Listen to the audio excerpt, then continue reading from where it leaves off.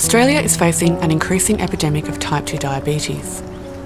There are now approximately 1 million people living with diabetes and around 100,000 new diagnoses each year. Obesity is thought to be the primary cause of type 2 diabetes in people who are genetically predisposed. In part 1, we explained how inflammation in type 2 diabetes destroys the pancreas tissue and dramatically decreases insulin production.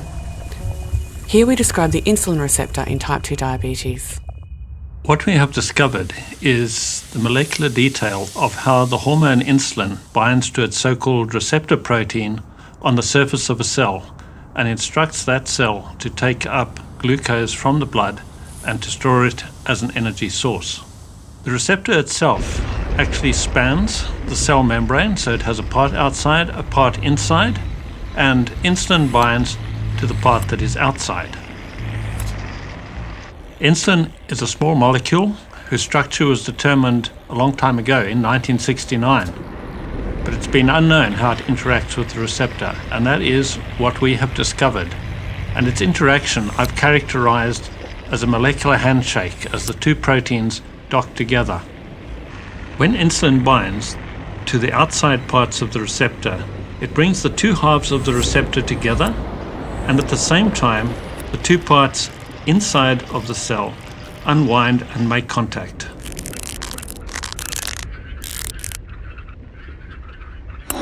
These two proteins then activate each other.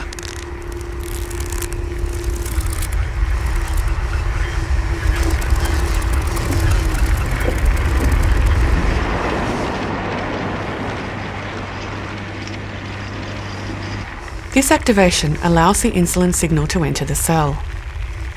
Specialised proteins interact with the activated receptor just below the cell's surface.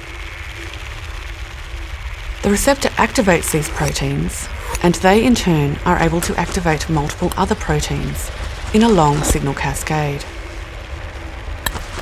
This complex signalling process eventually tells the cell to take up glucose for use as an energy source.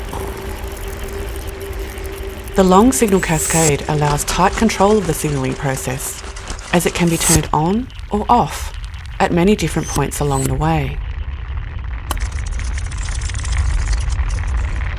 In type 2 diabetes, we believe insulin binds to its receptor normally, but the signal is not sent into the cell and the signal cascade does not develop. This is known as insulin resistance. This means that glucose cannot enter the cell and blood glucose remains high. Over time, high glucose levels damage many different organs. Insulin, as you know, has been used to treat diabetes for a very long time. But all of those formulations and types of insulin that have been used in the diabetes context have been designed and formulated without any knowledge of the way in which insulin actually interacts with the receptor. And now for the first time we've got a picture of that, and we can use that into the design of new insulins that could be used for the treatment of diabetes. So we could imagine, for example, the design of insulins that act for a longer period of time, design of insulins that act more quickly, design of insulins that are more stable upon storage, and that's where we'd like to go with our discovery.